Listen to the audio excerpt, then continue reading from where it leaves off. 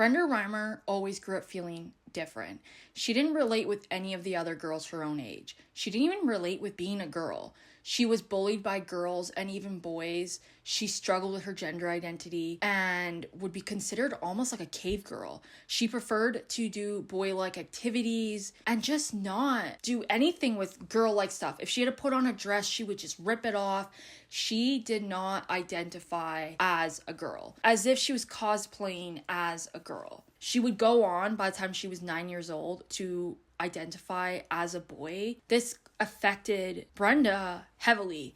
She didn't know what she felt. She didn't know what was going on. She was very depressed, suicidal. Brenda knew that feeling like a boy was something that just made sense. It felt right. It wasn't until Brenda was 14 when her parents told her the truth.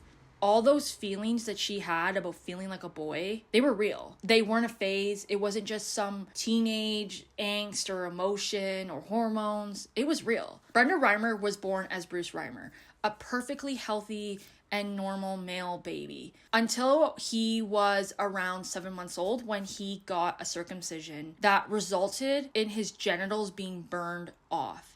After this incident, his parents would go on to refer to him as to be intersex. They didn't really know what to do. They were worried for his mental health in the future. How was he going to view himself as a man? That was until they had watched the TV and they saw this man named John Money, who was pioneering the gender identity, but more important, he was working with intersex patients. And they decided to go from Winnipeg all the way to Baltimore to visit this man in hopes that they could help their son, Bruce. But when they got there, John Money had a different idea. Instead, he pressured and convinced the parents, in order for Bruce to have a happy life, he should become a girl because he would just be happier, and the gender reassignment was way more advanced for the female. This resulted in him actually being one of the first infants to get a gender change at just 22 months old. What was supposed to be something that was going to help Brenda ended up resulting in causing way more issues, mental health issues, gender dysphoria,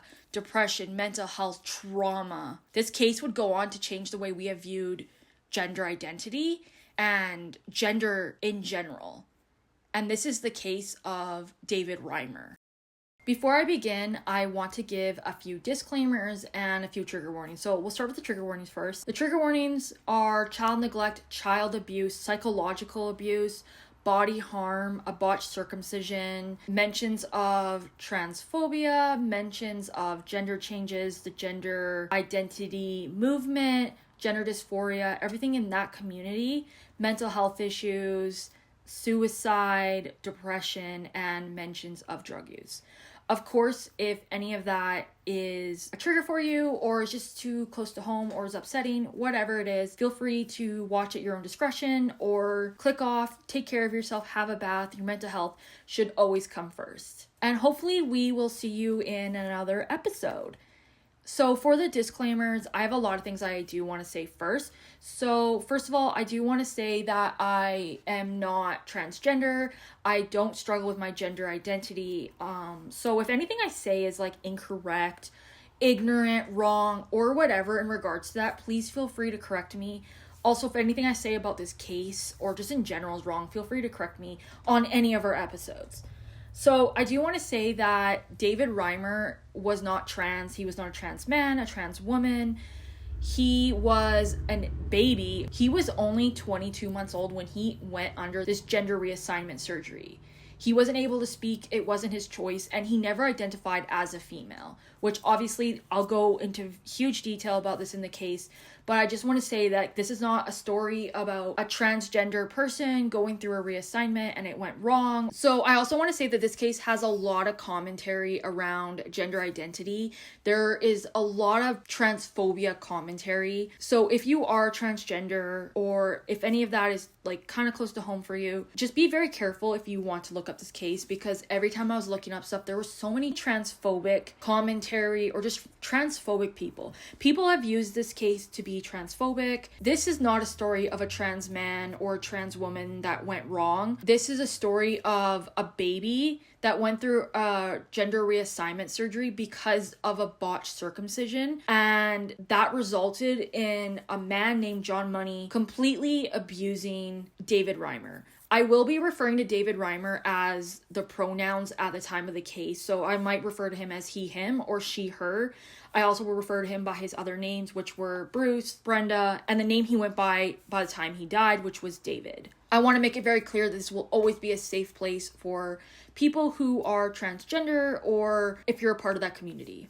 Yeah, I just want to make it very clear that this is not a safe place for transphobic people, so everything in this episode or any of our episodes is information that we have found online through trusted sources. Any opinion is our own, but if we do say anything that's incorrect, please let us know. And I think with that long-ass intro, we can begin. David Reimer was born as Bruce Reimer on August 22nd, 1965, in Winnipeg, Manitoba, Canada. He was born as a twin, and his twin brother was Brian, and they had a pretty normal start until they were around 6 months old.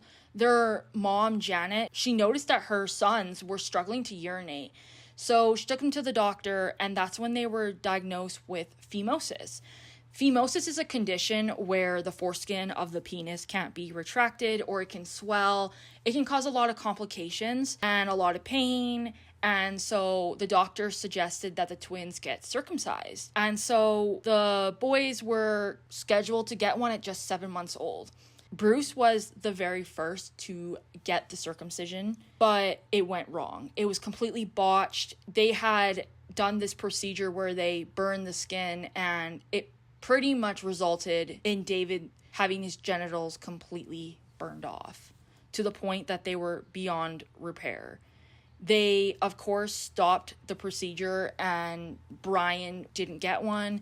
He would go on to actually outgrow the phimosis, which is very, interesting to think about. If they would have just, maybe waited, maybe this entire case would have never happened.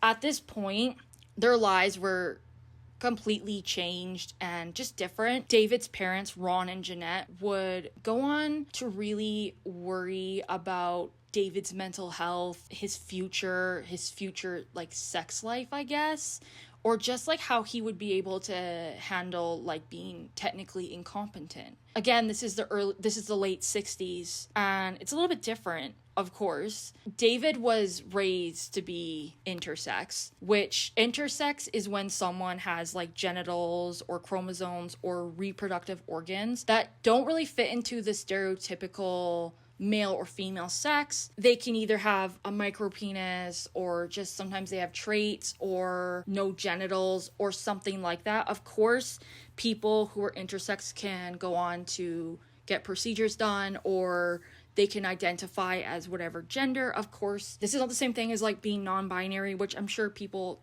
understand that. Non-binary is more so to do with not your physical state, if that makes sense. I hope that makes sense. I hope I'm not butchering that. If you're non-binary and you want to correct me, feel free to. Or if you're intersex, feel free to correct me as well.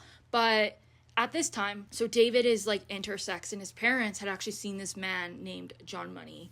He was being interviewed on TV in around February of 1967. He was a psychologist and a sexologist from New Zealand, and he was building a reputation around sexual development and gender identity. He was working with intersex patients, and David's parents thought that John would probably be really helpful for David. So John Money is very controversial. If you know about this case, or you know about John Money, you pretty much will know why he was controversial. But before I kind of jump ahead, he was very transphobic. He had a lot of transphobic beliefs. He believed that trans people just weren't willing to change. So he just thought they just didn't have it in them to change their mind and be the gender they were born as, which is just, no, that's not how it works. He believed trans women were sexual deviants. He was just really fucked up. I wanted to mention that, a lot of people that are in the queer community, especially trans people, do not like this man. I'm mentioning that because in my research, I kept seeing a lot of homophobic and transphobic people saying that the queer community worships this man, when in reality, no, this man's terrible. He might have helped the gender identity movement or start the pioneering of it, but he's not Jesus Christ to these people. And two things can be true at once. He could have helped the gender identity movement, but he was still a piece of shit. He did start the very first gender identity clinic in Baltimore in the United States, and David's parents really believed that he would help their son. And so they flew from Winnipeg all the way to Baltimore to visit John at the Johns Hopkins Hospital. This is where John and his team, they start visiting with the parents and seeing David. And John had this belief that your gender identity could be manipulated, that your gender identity started around the age of 2 by social learning, which I do think there is some truth maybe to that, in the sense that not the manipulation, but of course there's a lot of things with our gender identity that we just learn to do because of the social learning of it. As a young girl, you see that other girls playing with makeup, so you think that's a feminine trait, which it's not always a feminine trait. But he believed that you could just convince a 2-year-old that they were female and that they would grow up to be a functioning, healthy female. And so the very interesting part of this case, though, is him and his team decided that in order for Bruce to have a better and healthier and happier life, he should actually get a gender change. The thing about the gender reassignment was the female reassignment was way more advanced than the male. Basically told the parents that, Bruce would be so much better if he was a female. He would be really happy and he will just have the best life ever. And in my research, it said that his parents were pressured. I don't think his parents were visiting John money. This is my own personal opinion. I don't know them, so I can't say this. I don't think David's parents were going to see John money in the belief that they were going to go and give Bruce a gender reassignment.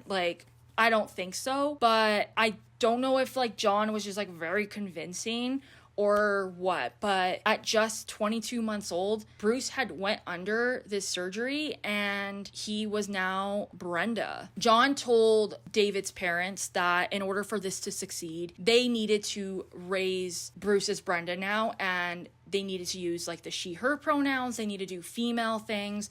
They need to try and curb any male-like activities or things like that. He also wanted to see Brenda annually, and he also wanted David's brother to join in these sessions. John said that he wanted to be able to just kind of witness the progress of this entire thing to see how it was going.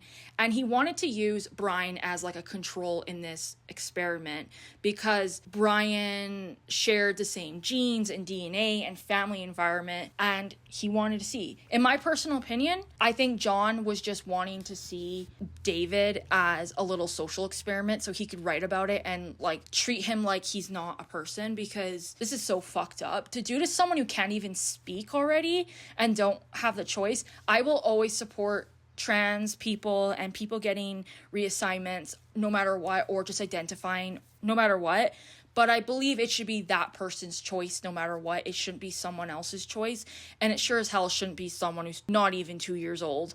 This case was also referred as the John and Joan case, and John Money would go on to write about it. Brenda was given estrogen so she could develop a higher voice and, develop breasts and just go on to develop as a female. John would go on to say that Brenda was doing really amazing. She was doing great. She was just softer. She was more docile. She was just more like a girl. She was way different than her brother.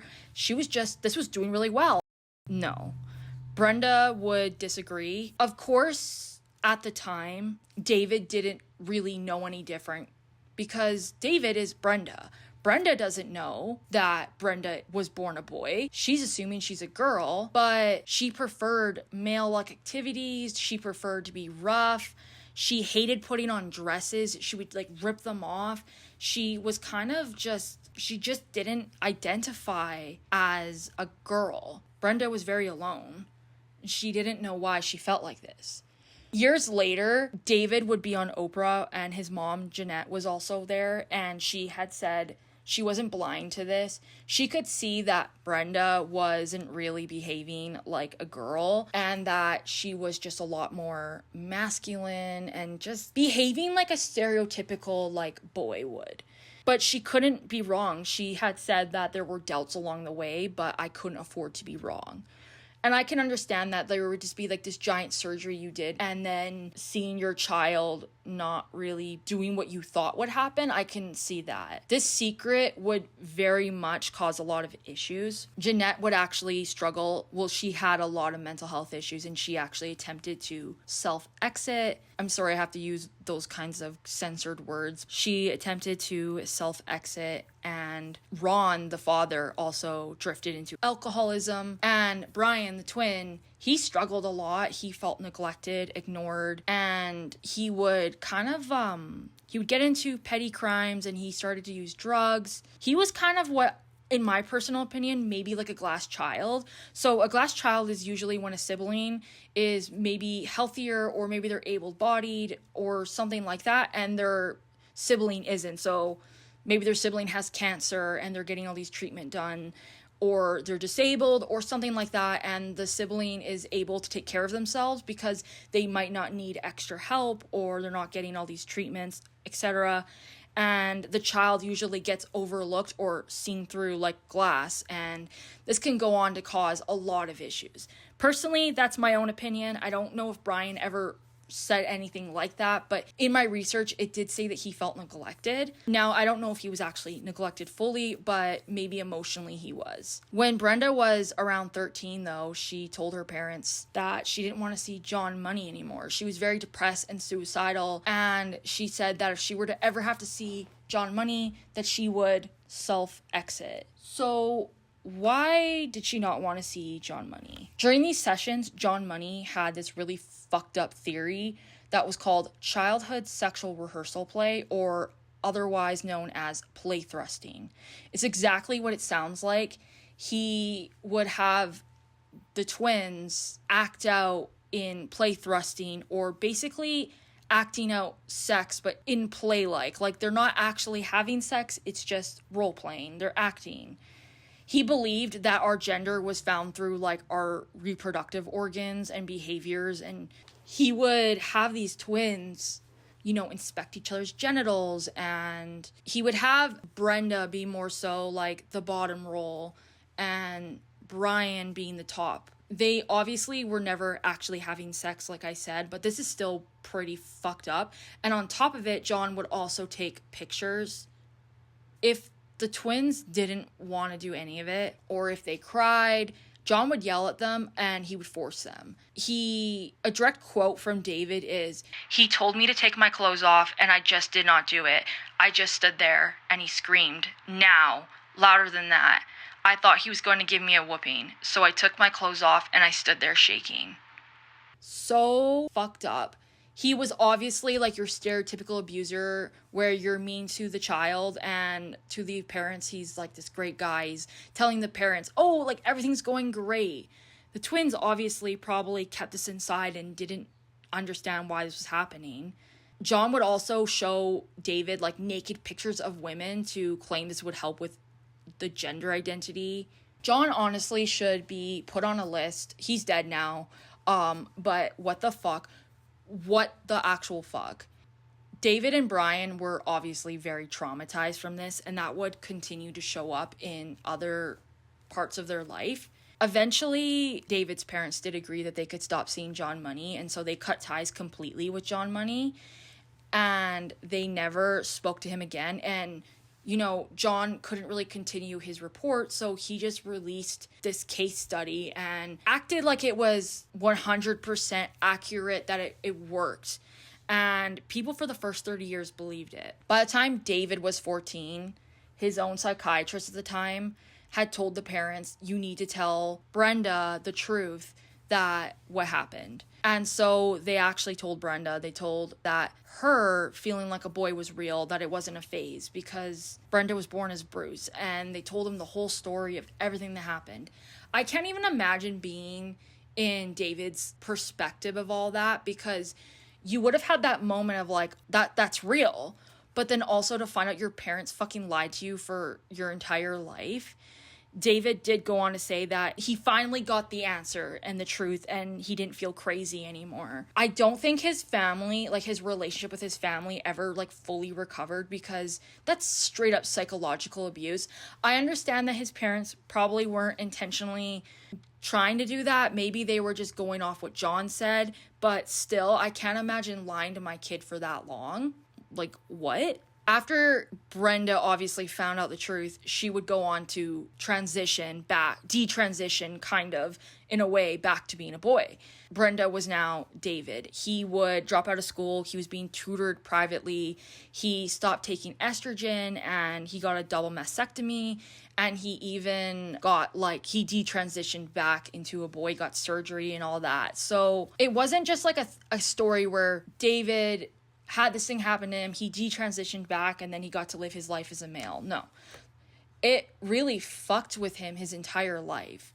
David would continue to have all this trauma because besides the transition itself being traumatic, David was also being abused by John and the stuff that him and his brother had to go through, and the psychological abuse as well. You wouldn't be able to trust anyone. He would suffer a lot of mental health issues. He was very depressed.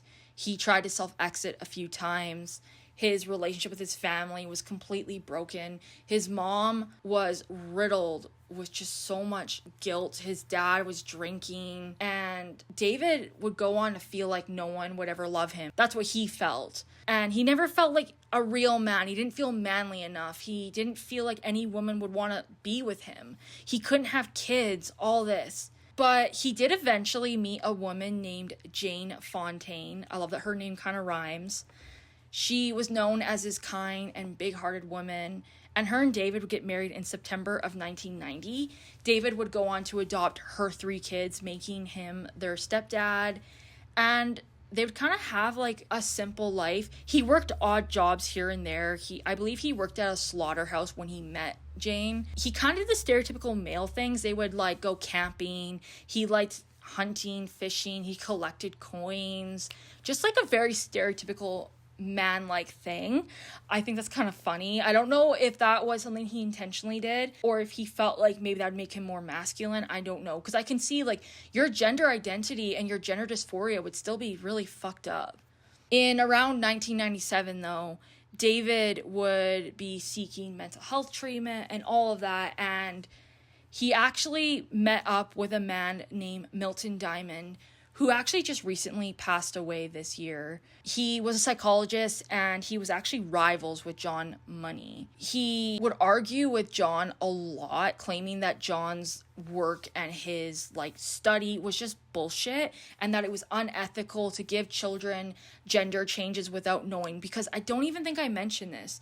David was the very first child or baby infant to go through this. And after David had this, John was going on to tell doctors and psychologists that it was working, and people believed that they could do this, and they probably thought this would help. And maybe it was more so to help with intersex patients, but still. Again, it was very highly perceived. Milton Diamond did not believe it. He was not convinced. He would tell him that he didn't have any actual data. He didn't have any proof of this happening. And he would go on to track down who this child was. And that's when he found David. And they both started working in 1997, like I said. He would kind of suggest to David that he should come out publicly about this so it could prevent other children and infants from going through the same trauma. David would actually agree to do this, and he would come out public. And he ended up meeting with a man named John Colapiano. I do not know how to say his name. I'm going to put it on the screen because I do not know how to say his name, and I know I'll butcher it. I'm going to just refer to him as that. John C. had published this interview and report to the Rolling Stones magazine in December of 97, describing how David never felt like a girl and how he never identified as a girl. And he also would go on to talk about the weird sexual sessions. And David would also go out publicly. And Milton Diamond also released his own study. John Money would never go on to release a comment about this, and he would go on to live his life until he died in 2006. Unfortunately, with all this publicity, in 2002, Brian, David's twin brother, had overdosed on antidepressants and had died. I do wonder if he struggled with all the trauma. In my research, it said that Brian really struggled to talk about it. But I do wonder if David coming out public about it also affected Brian, because it's really hard when there's like more people involved in a trauma, because other people have to come out and some people might not want to come out about it. Brian's death would really cause David to go into a deeper depression. And actually around this time, David and Brian were actually estranged. And so I do wonder, like I said, if him coming public about it also affected their relationship. Jane and David would be married for around 14 years, but it was pretty hard to be married to David because he had a lot of emotional issues. He was very depressed. He had explosive anger. He had a fear of abandonment. He had a lot of abandonment issues. And around this time, like, he was making a lot of money because he was doing these reports. He was getting money from these interviews. He actually got to split the money with John C., I believe. And so he didn't have to work anymore. And he was just sitting at home, kind of just stewing on everything. He would have a lot of flashbacks and PTSD, and just in general was very traumatized. He had actually been conned by a man out of $65,000 that his friends said really fucked him up. And Jane didn't know where this money went, and I believe she had to hire a private investigator where she found out where the money had gone. David was unemployed, like I said, and so there was just a lot of factors that were coming into play. He was coming out public. He was getting a lot of money. Peter Jackson was going to do a movie on this. His depression was just so bad, and I think his wife just kind of struggled to stay with him. She tried to level with him, but he always would, like, lash out on her. He felt like he wasn't enough for her, and on May 2nd of 2004, she had actually suggested getting a divorce. Now, I don't know if she was like, I want a divorce, or if it was talks about it, but she had suggested this divorce. David would go on, like, he was heartbroken and angry. He felt like it was something to do with his masculinity. He wasn't manly enough for her. And she tried to, like, reassure him that that wasn't the reason, that it was just probably all the emotional stuff too. And David would just leave the house in a fit of rage. 2 days later, Jane would get a phone call from the police. David had told the police to tell Jane that he was okay, but he didn't want her to know where he was. And then just 2 hours after that, she got another phone call. She was told that David had taken a gun from their garage while she was at work, and he had driven to a grocery store, and he had taken this gun and self-exited in the grocery store parking lot. David was buried next to his brother. David's parents, Ron and Jeanette, would go on to say that he was a very good man, he was loved, and that they would blame John Money for this. I think John Money said that he made one comment saying, like, it was terrible, or it was too bad, but I don't think he ever really took the actual accountability for what he really put these twins through, especially David. David's story would go on to change the way people really viewed gender. And, of course, this would actually change the way doctors would see gender identity. David's case was very sad. A lot of people argue whether he took his life over the financial reason, the divorce, if it was the gender change. A lot of people wonder if it's because he wasn't working and so he was, like, sitting and stewing on it. I personally think it was all of it. You know, he was psychologically abused. There was a lot of weird sexual abuse. He was being verbally abused. He went through so much crazy shit. And then to come out public about it, and maybe he never really got the support he needed, or maybe he did. It also said that his mom also struggled with a lot of depression, and so it could have also just been genetics as well. Like, maybe David would have been like this anyways. But I think it was honestly all of it. I think losing money, losing your wife, your brother had just died. There's so many factors into that. David and Brian went through something that no child should ever have to go through. It's dark and it's sad, and David really had no hope, or maybe he didn't see it. We're not David. We will never know his true reasons. We don't know exactly what was going through his mind. And one of the things that really upsets me is when people use this case to fulfill their transphobic agenda and try and be all like, oh, see, here's proof to not transition. Don't fucking use someone's trauma as a way to be hateful. David went through so many years of just so much abuse. And just to take his trauma and just put it into like a political thing, or to put it into your homophobic and transphobic ideology, is just fucking disgusting.